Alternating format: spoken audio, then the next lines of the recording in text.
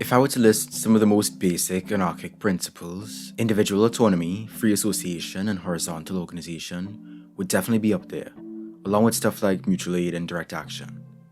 The anarchist opposition to all hierarchies, that is, any system or relationship of coercive power and domination, is pretty well known. But if you've had any experience with organizing in the real world, you may have faced certain obstacles to those principles. Today I want to present a comprehensive look at consensus-based decision-making, including how it's adopted, used, and adapted. But first of all, what is consensus? Well, the Oxford Dictionary says that it's a general agreement, but there's more to it than that. It doesn't mean unanimity, nor does it mean voting, where the choice is determined by the majority, which gives them power over the minority.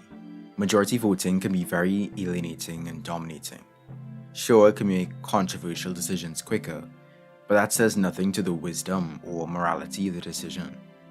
Where the majority rules, the majority is infallible, and the minority's dissent is steamrolled and irrelevant. The minority is forced to go along with whatever is decided upon, no matter how it affects them or contradicts their convictions. Consensus rejects dualistic either-or choices and opens itself to infinite possibilities. Consensus is based on the principle that every voice is worth hearing and every concern is justified. But it's more than chasing compromise and finding a solution everyone can live with. It's a process of finding creative solutions, better than the original proposal. Ideas build one upon the next, generating new ideas until the best decision emerges. Rather than looking for just a time-effective decision-making process, consensus forces us to ask what a fair decision-making process even looks like, and question the solutions it produces.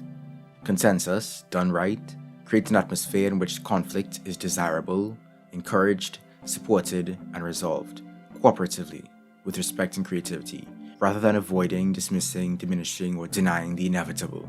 Consensus also recognizes that decisions are not an end in themselves. Decision-making is a process, from proposal to actual implementation. For cultures and groups that value consent and cooperation, rather than coercion, to follow through, consensus has been the practice. Which brings me to the history of consensus. When people think of egalitarian decision-making, the ancient Greeks often come to mind. Of course, only a select few could actually vote, but they are credited with the beginning of democracy. The word democracy began in ancient Athens, but the process of egalitarian decision-making dates long before then. Modern Homo sapiens are like 200,000 years old. Of course, they thought to make decisions collectively. People's view of human history has been purposefully twisted, something I'd like to address even more in the future. Many human communities have been rather egalitarian, long before 5th century Athens, which really wasn't. They had some kind of procedure for coming to decisions of collective importance, gathering everyone for discussions where they would have had equal say in the process. And what would surprise some is that show of hands or pick-a-side decision-making was actually much rarer. Consensus finding was the norm more often than not. But why did communities opt for what one would assume is the more difficult task of collective agreement? The solution that anthropologist David Graeber proposed was that it's much easier in a face-to-face community to figure out what most community members want to do, rather than figure out how to change the minds of those who don't want to do it. Consensus decision-making is typical in societies where there will be no way to compel a minority to agree with a majority decision, either because there's no state with a monopoly on coercive force, or because the state doesn't intervene in local decision-making. In fact, if you're trying to maintain group cohesion, and you have no means of compulsion, putting things up to vote generates losses, humiliations, resentments, and hatreds. The process of compromise and synthesis, by comparison, is much easier. It saves them the task of enforcing decisions, which we often see as separate from decision-making itself. In ancient consensus decision-making, it wasn't that everyone had to agree. In fact, many people could disagree. It was about making sure no one felt ignored and could at least passively acquiesce. The Haudenosaunee Confederation of the Cayuga, Mohawk, Oneida, Onondaga, and Seneca worked on a consensus basis where each nation within the Confederacy selected individuals to represent them at Confederacy meetings and discussed issues until all were in agreement on a common course of action. The majority could not force their will upon the minority. No warrior could be forced into war without their own assent. Or check the Muskogee Creek Nation. Consensus was so valued that if consensus on a major issue couldn't be achieved, dissenters were free to move and set up their own community near the town they were leaving with the support of their former town. In more modern times, the Zapatistas of Chiapas developed a system where all members of La Consulta, whether men, women, or children over 12, could meet and discuss and make decisions collectively. For those who seek a stateless, moneyless, classless society, free of hierarchies of domination, it's clear that without a cohesive apparatus, we have to find a collectively healthier, freer, and more cooperative means of decision-making. Consensus works. For consensus to work well and help facilitate the development of all participants, there needs to be a commitment to it, shared foundational principles, and a unity of purpose, a common goal. Self-empowerment is essential, as every individual in the group should have a voice in the process. There needs to be some level of trust, which can only flourish when people can check themselves and be open to new ideas. There has to be respect as well, respect of cultural and personal differences, and respect for emotional and logical concerns. Active participation and cooperation cannot thrive in an environment where an attitude of competition and domination reigns. Folks should approach group discussion with a helpful heart and an open mind. Conflict should be embraced in a healthy manner, without guilt, defensiveness, or alienation. Constructive explorations of the roots of conflict could illuminate creative solutions and an opportunity for growth. Patience is extremely important for the process of discussion, disagreement, consideration, and synthesis the consensus comprises. People are going to make mistakes, and sometimes discussions will take a long time. Don't reprimand, don't rush, it's a collaborative process. And speaking of the process, make sure people get it. I'm going to outline a particular process and structure, but depending on your group's dynamics, things may be able to flow a bit differently. Like, if everyone's comfortable speaking their mind in your group, you may not need the exact structure I'm about to outline. Whatever process your group does operate with, though, should be clearly communicated and understood by all members. Cool? Cool. So first and foremost, a person submits a proposal. It helps if people are able to read and digest the proposal before meetings just to save time. The proposal is really in its seed stage at this point, expected to grow and change significantly by the end of the participatory process. Before we dive into level 1, people should ask any clarifying questions about the proposal. Not concerns or ideas or comments yet, just questions to ensure mutual understanding. Then we could get into level 1, where the group can launch into a general discussion about the proposal. What problem is this proposal addressing? Why is it a good idea? Why is it a good idea for the group? Is it in line with our values? Who is it going to impact? How will it affect the group? How is it relevant to the group? What are the facts related to it? What are some of the problems with it? And from there, the facilitator can call for consensus. There can be many calls for consensus throughout the process. This is just the first one. It doesn't mean asking, is there consensus, or does everyone agree? It means asking, are there any concerns remaining? This gives an opportunity for shyer members of the group to speak up. Silence does not imply consent. Only after all voices are heard can the facilitator go ahead and declare consensus and move on to the next step. In level 2, the scribe can start listing out the concerns that were raised in level 1 on a blackboard or whiteboard. At this stage, we're not resolving or validating any concerns, just listing them. Doesn't matter if they're reasonable or unreasonable, vague or well-defined. Phrasing is important when it comes to constructively raising concerns. Saying things like, I'm concerned because XYZ, instead of saying something like, boo, this sucks, can be a lot more helpful. The facilitator's job through this process of concern identification is to interrupt any attempts to defend the proposal, resolve the concern, judge the concern, or dismiss anyone's feelings. Only once it's all laid out can the group begin to look for connections and patterns between the concerns. Then the group can move on to level 3. At level 3, the group can begin to resolve related concerns.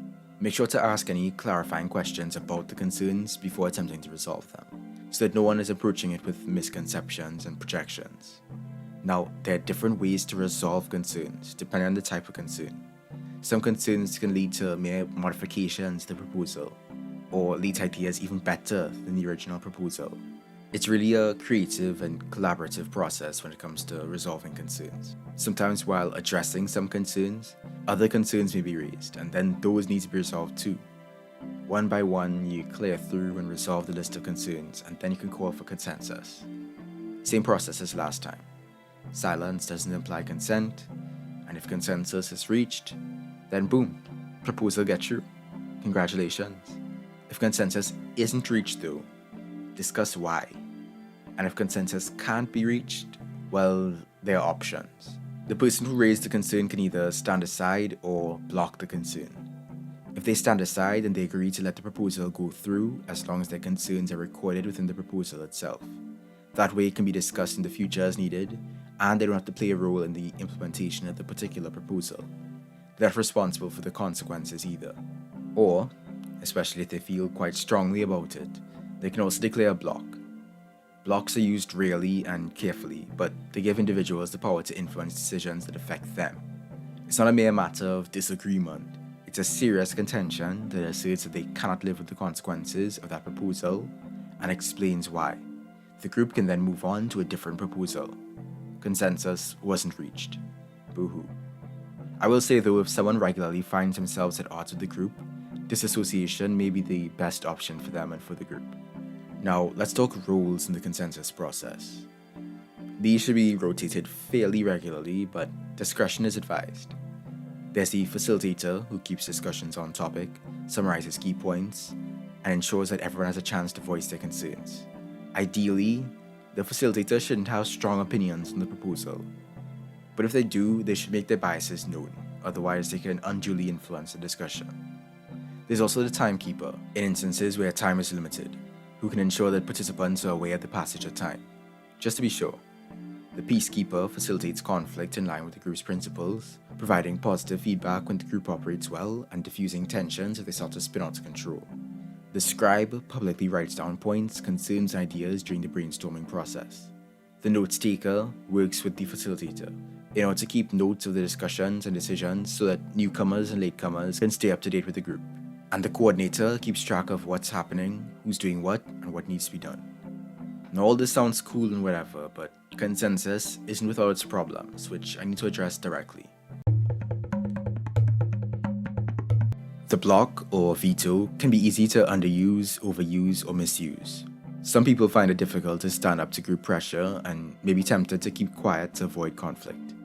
The inverse can occur too, where people overuse blocking.